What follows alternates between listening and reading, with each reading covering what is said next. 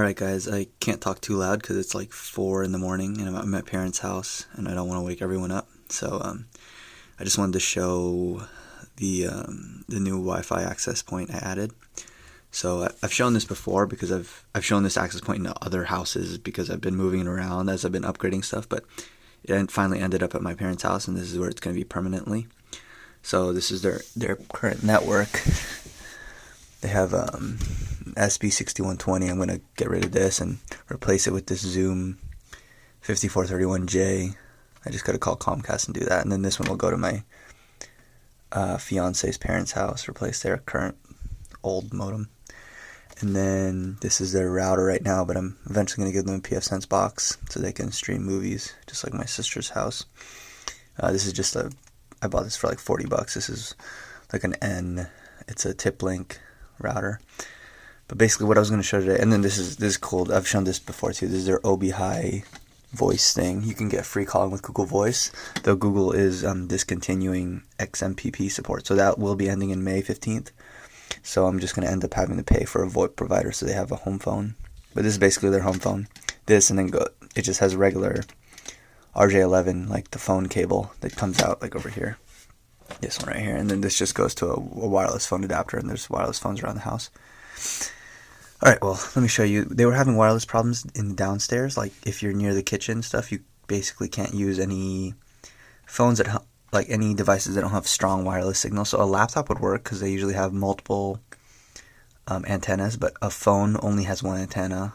So phones were either couldn't connect or were, like, very spotty in the kitchen.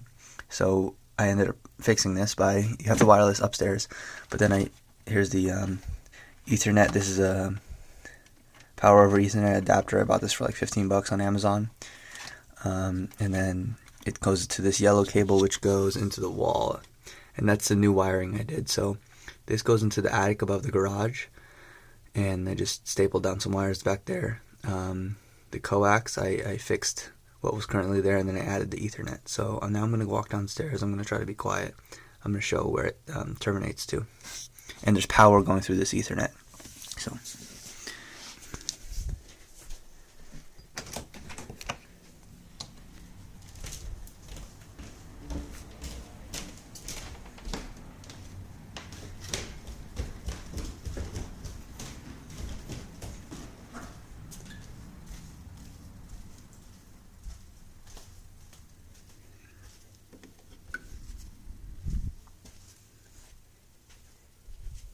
this is my parents' garage. It's pretty messy, but you can see it through the attic. I then poked it through the corner of here. I fished it, and it goes along the ceiling.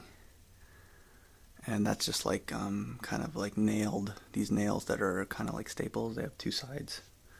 I used those where I could find studs, and then over here I had to use long nails because I couldn't get to the stud because this is like a faux. There's no stud behind this. This is like just covering up like the air conditioning, I think. So yeah, you can see. So here I had to use long nails that could actually reach. Well, I think there is a stud up there somewhere. That's like up there. But there's no stud here. So I had to use long ones that could get through there, and then I just bent it over. So that's the cable. It goes here, and then this is the first in production Ethernet I've ever crimped. So I had the end, and I ended up crimping it and putting it on here. I broke all the tabs, the plastic tabs that hold this thing, so it'll slide in, but it'll just fall out. So I slid it perfectly in, and I just duct taped it. But this is it. It has 100 megabit per second Ethernet going in. It has power coming in. Blue means that there's an Wi-Fi device attached to it. Green means it's working, but there's no Wi-Fi device. And then the red LED means that it's there's some type of error. But yeah, it's just a Cisco power over Ethernet. It has G and A.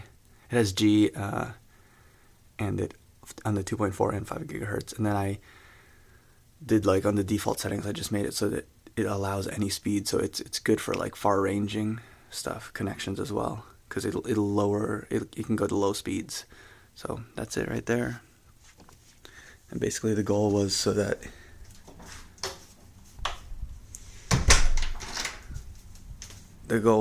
when you're in the kitchen over here, you could use Wi-Fi, because normally this is like pretty far on the opposite side of the house. So yeah, you can use your phone now in the kitchen. I've been testing it. I could get like 16 megabits per second.